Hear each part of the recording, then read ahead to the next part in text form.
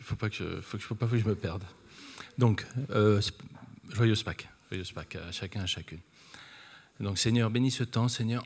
Merci pour ta parole, merci pour ton esprit, Seigneur. On te prie vraiment de nous permettre, Seigneur, d'entendre et de recevoir de toi encore ce matin, Seigneur. Je te prie dans le précieux nom de Jésus. Amen.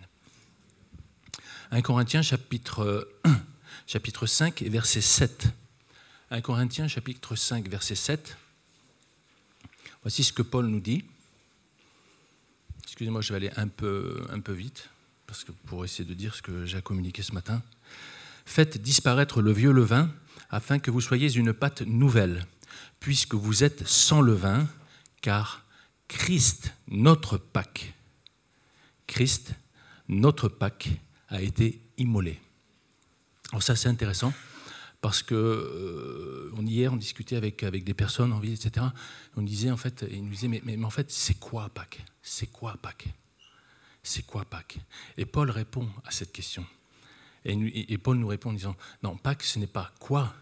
Pâques, c'est qui ? C'est très différent. Pâques, c'est qui ? Pâques, c'est Christ. Pâques, c'est Christ.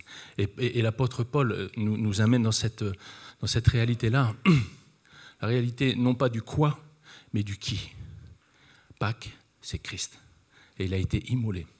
Ce matin, je veux juste tourner autour de cette pensée. Christ, notre Pâques. Paul dit notre Pâques parce que Paul fait référence à la Pâques des chrétiens. Christ est devenu la Pâques des chrétiens. Et il fait une allusion à la Pâques du peuple hébreu. Leur Pâques, notre Pâques. Leur Pâques, notre Pâques. Notre Pâques, c'est Christ. Et donc, par contre, j'aimerais juste qu'on lise, pour qu'on comprenne mieux notre Pâques, quelle était leur Pâques. Ça va nous éclairer. On va prendre Exode, chapitre 12. Chapitre 12, versets 7, 8, 9. Versets 7, 8, 9. 5, pardon. Versets 5, 6, 7, 8, 9, ça nous éclairera un peu plus. Voici ce que Dieu demande au peuple hébreu. Vous savez, c'est la 10e plaie en Égypte. Donc, il demande de prendre un agneau. Il dit, ce sera un agneau sans défaut.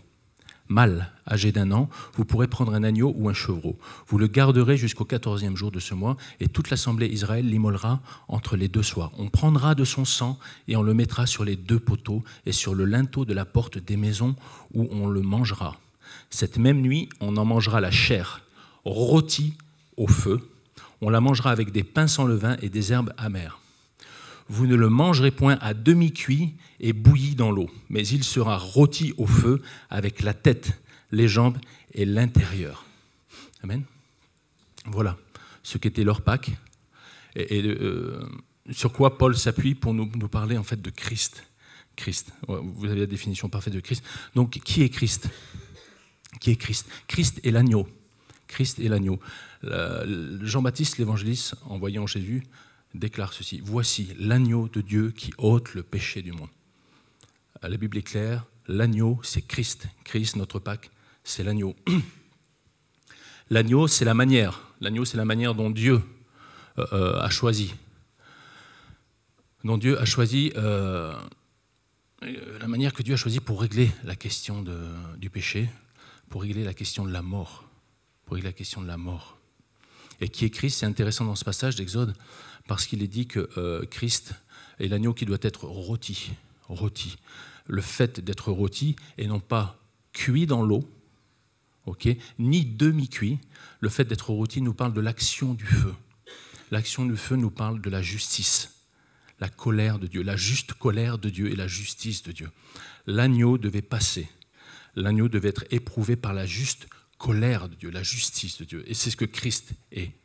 Christ est l'agneau qui est passé à la croix devant la juste colère de Dieu. Il a pris la colère de Dieu sur lui. Il a pris la colère qui devait tomber sur nous, il l'a prise sur lui. Et c'est exactement de quoi il s'agit quand il est parlé du fait que l'agneau doit être rôti, vraiment passé par le feu, absolument tout. De quelle manière il est passé ? La tête, les jambes, les entrailles. Ça nous parle de Christ, de la perfection de Christ. la perfection totale de Christ. La tête nous parle de son intelligence, de sa sagesse, de ses pensées. Elles sont passées devant la juste colère de Dieu. Ses jambes nous parlent de sa marche. Sa marche a été parfaite sur cette terre. Il n'a jamais péché. Il est l'agneau de Dieu qui a marché parfaitement sur cette terre. Et l'intérieur nous parle de ses entrailles, ses affections, sa compassion, ses sentiments, éprouvés aussi par la colère de Dieu. Elles sont restées parfaites. Christ est l'agneau parfait qui ôte le péché du monde. Christ est notre Pâques. Christ est notre Pâques. Pâques, ce n'est pas quoi, c'est qui, et c'est Christ. Il a été immolé de cette manière-là. Et ça a été à la manière de Dieu. Rôti, le feu. Il a pris le feu de Dieu sur lui pour pas que nous le prenions. Amen.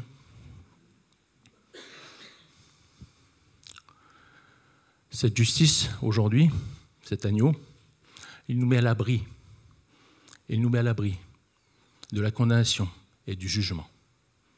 Ce sang nous a mis sous la protection. Sous la protection, sous le salut. Nous sommes sous le salut. Nous avons été lavés dans le sang de l'agneau. Aujourd'hui, cette Pâque, ce Christ, nous a mis à l'abri sur les linteaux. L'ange est passé, l'ange de la mort est passé. Le jugement, la condamnation de Dieu est passée. Et ce sang, cette Pâque, cet agneau nous a mis à l'abri. Nous sommes à l'abri, nous sommes sauvés. Ça parle de notre position en Christ. Ça nous parle du sang, de l'action de Christ sur notre vie. Par la foi, nous croyons dans le sang de Christ, dans sa mort, dans sa résurrection. Il nous a libérés de la crainte de la mort qui pesait sur nos consciences, qui nous tenait esclaves. L'Épître aux Hébreux parle de cela. Parce que nous vivions, sans Christ, sans cette Pâque, nous vivions dans la crainte de la mort. Et cette crainte nous tenait esclaves. Cette Pâque, notre Christ, nous libère aussi de notre propre condamnation. Notre propre condamnation. Romains chapitre 7, versets 19, 20. Je ne fais pas le bien que je veux, je fais le mal que je ne veux pas. Qui me délivrera? Et si je ne fais pas le bien que je veux, alors c'est le péché qui vit en moi. Romains 8, 1. Gloire à Dieu, il n'y a plus de condamnation pour celui qui est en Jésus-Christ. Christ, notre Pâque, nous a mis à l'abri de cette condamnation, notre propre condamnation, celle de notre conscience qui nous accusait à cause de notre condition de pécheur. Elle nous a mis à l'abri. Mais l'autre point important de ce passage dans Exode, c'est maintenant, qu'est-ce que nous faisons de cette Pâque? Qu'est-ce que nous faisons de notre Christ? Il est dit, maintenant, mangez-le. Mangez, mangez. Christ, notre Pâque, non seulement c'est vrai, et il a fait une œuvre parfaite à la croix, mais il nous appelle. Le cœur de Christ ne se contente pas de nous sauver. Le cœur de Christ, l'amour de Christ envers nous, il veut communier avec nous.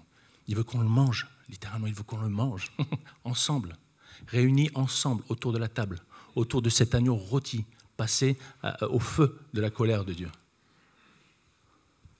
Et c'est ça notre communion en fait, c'est de pouvoir manger ensemble, manger cet agneau, le manger ensemble.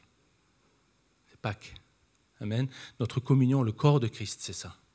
Qu'est-ce qu'il y a entre toi et moi? Qu'est-ce que tu vas mettre entre toi et ton frère?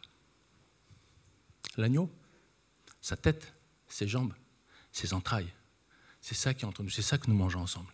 Toutes ces choses qui ont été passées à la justice de Dieu, sous la colère de Dieu, qui sont parfaites et qui sont pour nous, qui nous ont sauvés. Donc effectivement, Christ nous a sauvés. Mais on a tendance, c'est vrai, naturellement on a tendance à se contenter du salut. C'est vrai, on est sauvés.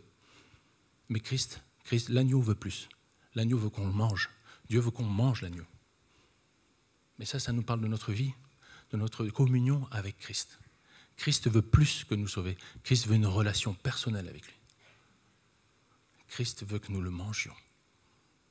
C'est pour ça qu'il a été rôti. C'est pour ça qu'il a été grillé. Et il est appétissant. Donc pour conclure, on ne peut pas juste se contenter d'être sauvé. Et Et voilà, et Christ nous appelle à nous maintenir dans une vraie communion avec lui, le manger. Ça, c'est notre Pâques.